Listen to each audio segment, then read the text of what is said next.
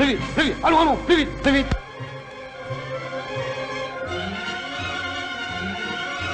Allons, allons, plus vite, plus vite, plus vite. Plus vite, plus vite. Plus vite, allons, plus vite, plus vite, plus vite. Allons, allons, plus vite. Plus vite, plus vite. Allons, allons. Plus vite, plus vite. Allons. Plus vite. Plus vite, plus vite, plus vite, plus vite.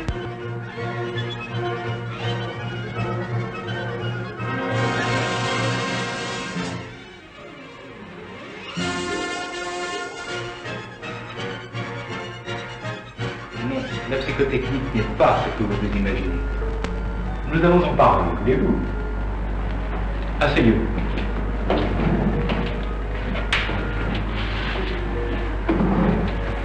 Avec cet examen, nous cherchons simplement à mieux connaître vos possibilités professionnelles. Cela nous permet de vous orienter vers les postes qui vous conviendront le mieux. Chaque jour, dans les centres que le service de psychotechnique a installés à Paris et en province, des psychologues, assistés d'opérateurs, examinent différentes catégories de personnel en vue de faciliter leur bonne adaptation au travail.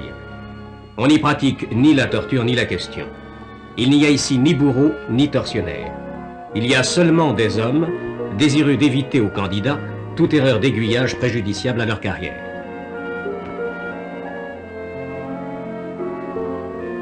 Leur action technique est conjuguée à celle d'un médecin qui assure la liaison avec les services médicaux.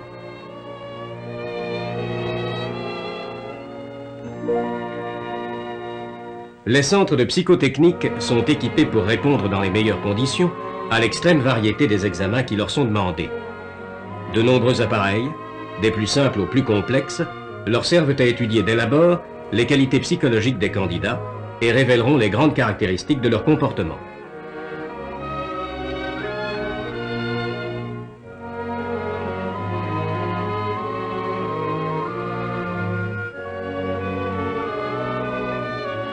Sous le couvert de ce qui ne paraît qu'un jeu, on décèlera le sens ou le manque d'ordre et de méthode.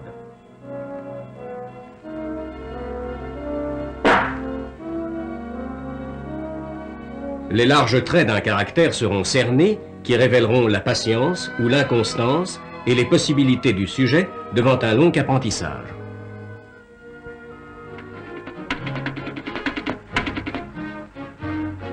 Semblant toujours se jouer, ces épreuves, en inscrivant les lenteurs, les nervosités, les réflexes, traceront du candidat un portrait dont la rapidité de compréhension, la facilité d'adaptation, la résistance au choc émotionnel, la précision des réactions, le contrôle des mouvements seront les traits essentiels.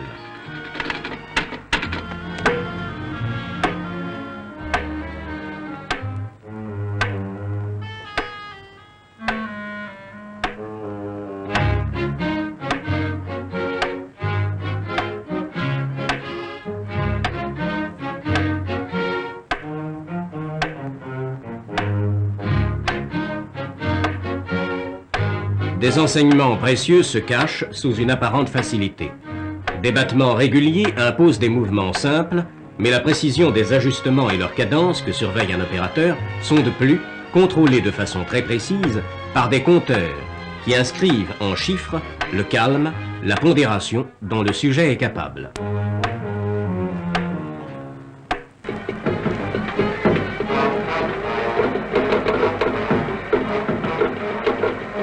D'autant que les résultats techniques des épreuves se complètent d'observations précieuses sur des conduites et des comportements très différents d'un sujet à l'autre.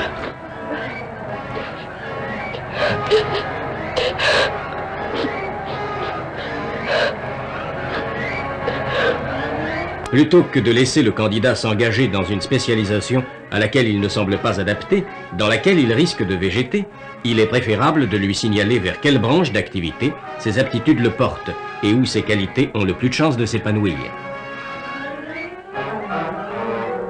La SNCF est un monde en miniature, un monde où il y a le choix, un monde assez vaste pour que chacun y trouve l'efficace application de ses possibilités.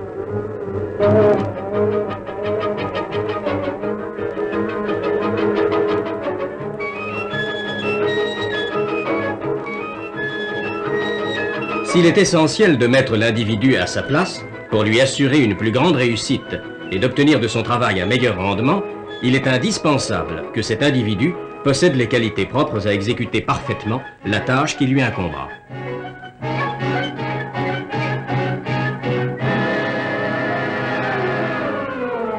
Ces précautions, ces garanties sont à la SNCF plus qu'ailleurs indispensables, car chaque tâche est incluse dans une chaîne dont les maillons sont tous les uns vis-à-vis des autres solidaires. La défaillance de l'un d'eux entraîne la défaillance de l'ensemble. Des denrées, des biens, des vies sont confiés. Des biens, des vies sont à la merci du poids et de la force qui les meut. Ces vies sont remises aux mains des hommes qui commandent cette force et ce poids. Il faut que ces mains soient expertes, aptes à rendre les services qu'on leur demande. Le service de psychotechnique effectue chaque année plus de 10 000 examens dans ces centres. Par ailleurs, il contrôle 15 000 examens effectués au siège des arrondissements. Ces examens sont de 3 sortes. Les premiers s'adressent aux candidats qui, aux différents niveaux, exécution, maîtrise et cadre, désirent entrer à la SNCF.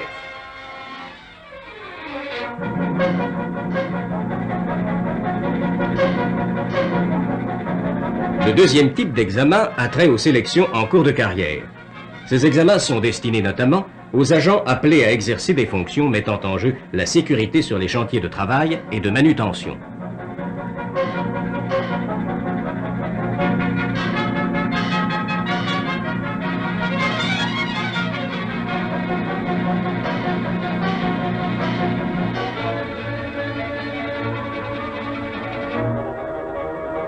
Ces examens s'appliquent également aux candidats briguant les postes d'agents de conduite sur autorail, sur les bonnes vieilles locomotives à vapeur ou les modernes électriques, ou encore les puissantes machines diesel. Ils s'adressent aussi aux gardes-barrières et à d'autres catégories d'agents qui assurent la sécurité en ligne, aiguilleurs et chefs de sécurité.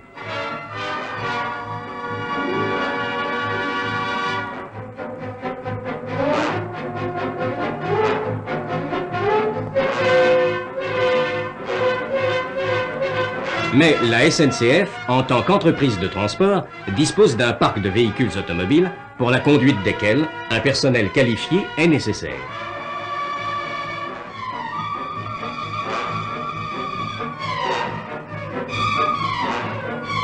Des examens psychotechniques se justifient donc. Comme se justifient pour toute autre raison des examens psychotechniques destinés à sélectionner certaines catégories de personnel de bureau, les standardistes, qui doivent faire preuve de mémoire et de promptitude dans l'exécution de leur service.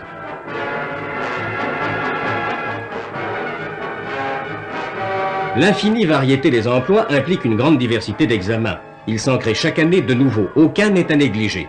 Pas même l'examen qui décèlera chez les futurs agents des bureaux de renseignement les qualités de patience, de courtoisie, de discrète philosophie qui feront de lui l'interlocuteur rêvé d'une clientèle fonctionnant sur un courant à haute tension.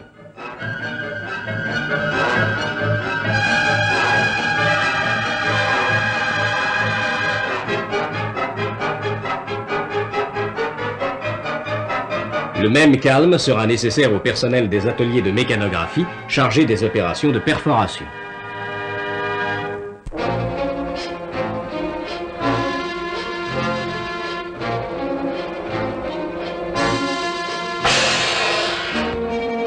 Enfin, des examens spéciaux sont réservés aux agents qui rencontrent certaines difficultés dans l'exécution de leur travail. Il s'agit d'examens très approfondis, conduits en liaison avec le service médical, dans le but d'apporter à chaque cas la solution appropriée, soit en maintenant l'agent dans son poste, soit encore en conseillant de l'orienter vers un autre emploi.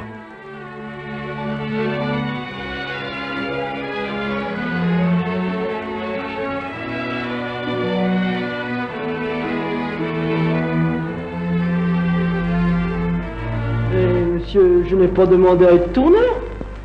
Nous le savons, cette épreuve n'a jamais été faite spécialement pour des tourneurs.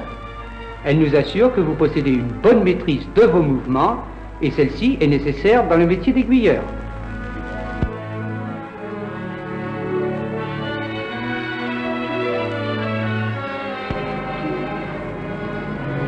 Il ne faut pas confondre ces épreuves avec les essais professionnels qui, eux, s'adressent aux personnes qui ont déjà appris le métier. Nos tests sont destinés, au contraire, à juger si le candidat possède les qualités que son futur emploi nécessitera de lui ou à déceler les déficiences qui le rendront inapte à l'exercer.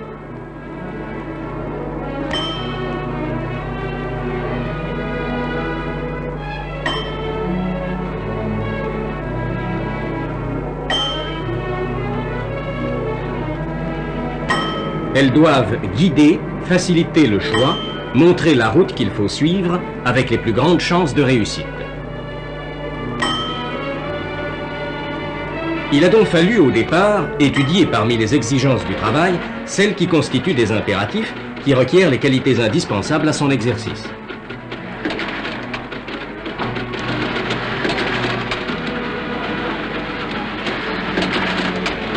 L'analyse de chaque activité fait ainsi ressortir les mécanismes psychologiques qui sont sollicités chez l'individu et permet de déceler si le travailleur est en mesure d'assurer un bon fonctionnement de ces mécanismes.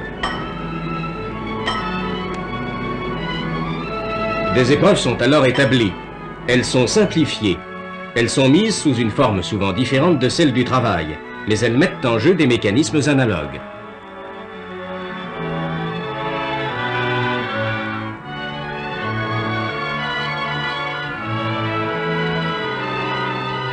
Et c'est ainsi que, par exemple, une perforatrice, un pontonnier, un aiguilleur, un agent de conduite devront se soumettre à la mesure de la rapidité et de la régularité des temps de réaction qui sera nécessaire, bien qu'il s'agisse d'emplois pourtant fort différents.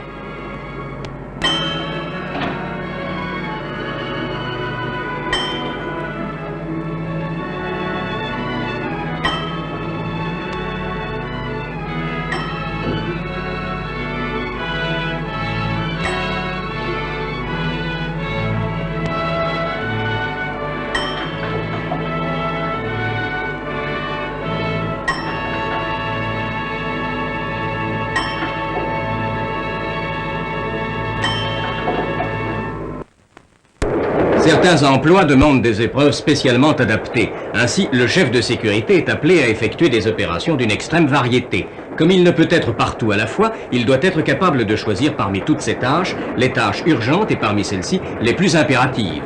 Il surveille le passage des trains pour déceler les anomalies éventuelles.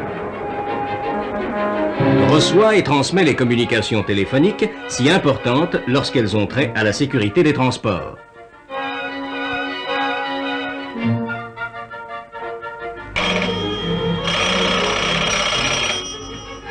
Le chef de sécurité expédie les trains d'une voie de service éloignée après avoir manœuvré aiguilles et signaux. Assure l'étiquetage des wagons.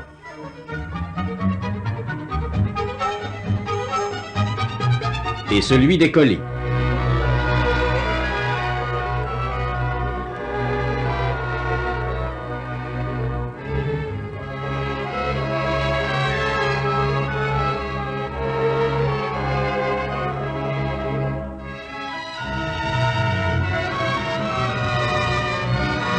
Il enregistre les bagages.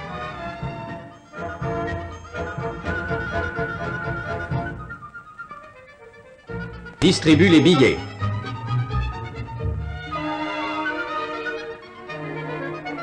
Les poinçonne. Mais la succession de toutes ces tâches ne respecte pas un ordre fixe et constant. À tout moment, le chef de sécurité peut être dérangé dans son travail pour faire face à des situations urgentes et imprévues.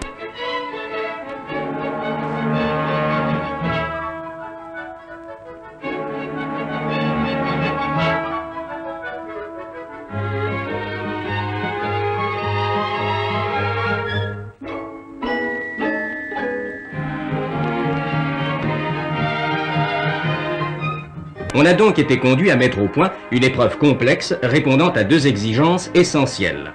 Nécessité de passer facilement d'une tâche à une autre, les diverses tâches n'ayant aucun rapport entre elles. Nécessité, tout en exécutant chacune des tâches proposées, de surveiller des signaux lumineux et sonores. Il n'y a pas et ne peut y avoir identité absolue entre les conditions de situation au test et à la profession. Les mécanismes que l'analyse psychologique s'est efforcée de découvrir ne constituent que des hypothèses destinées à choisir judicieusement les épreuves appropriées.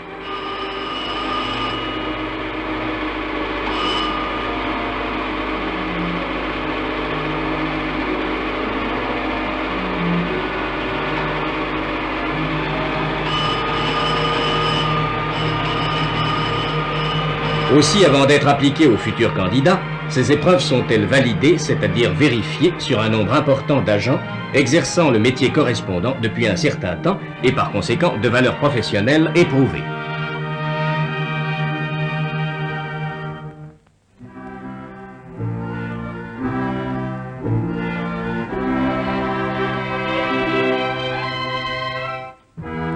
Le test n'est retenu que dans la mesure où ses résultats offrent un degré de concordance suffisant avec la valeur professionnelle de ses agents.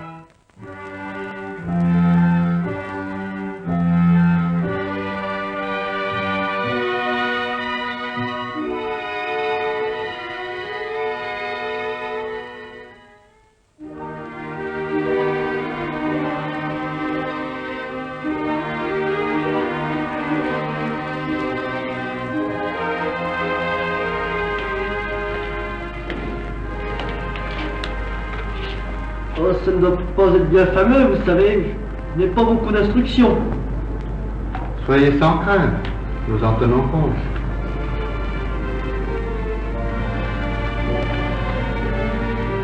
Sur les 56 questions posées dans ce test, notre candidat a répondu convenablement à 32 d'entre elles. Pour être interprété, ce résultat doit maintenant être situé par rapport à l'ensemble des résultats obtenus par les sujets du groupe professionnel correspondant.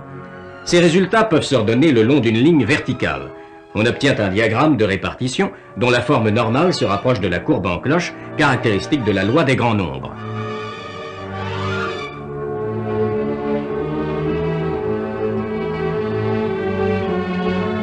Chaque groupe de sujets ayant obtenu la même note peut être représenté par un rectangle.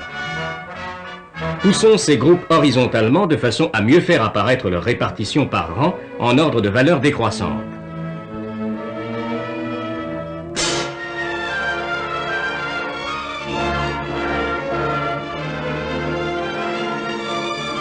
À partir de ces ensembles de résultats, on établit des barèmes qui permettent de classer le futur candidat. C'est l'étalonnage du test.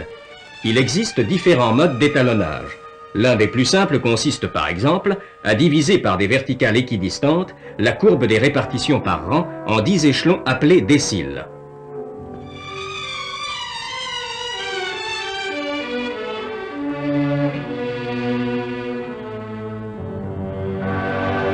Notre candidat a obtenu 32 points. Il se classe ainsi dans le 3e décile par rapport au groupe professionnel des candidats aiguilleurs. S'il a satisfait à l'ensemble des tests qui lui furent appliqués de la même façon qu'à ce dernier, il présentera les qualités requises pour le métier d'aiguilleur.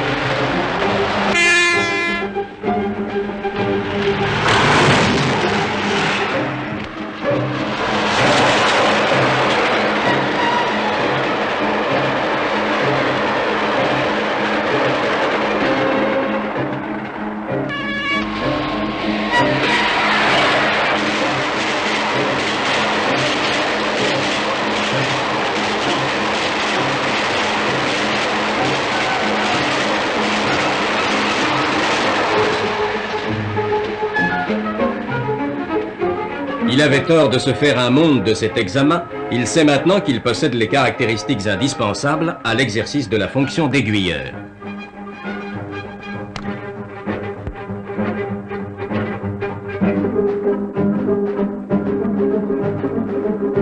Bonjour. Bonjour, alors, ça s'est bien passé? Qu'est-ce que c'est que cette histoire de psycho? Ben, c'est comme un poste d'aiguillage. Eh bien, qu'est-ce que t'attends pour la faire, cette aiguille?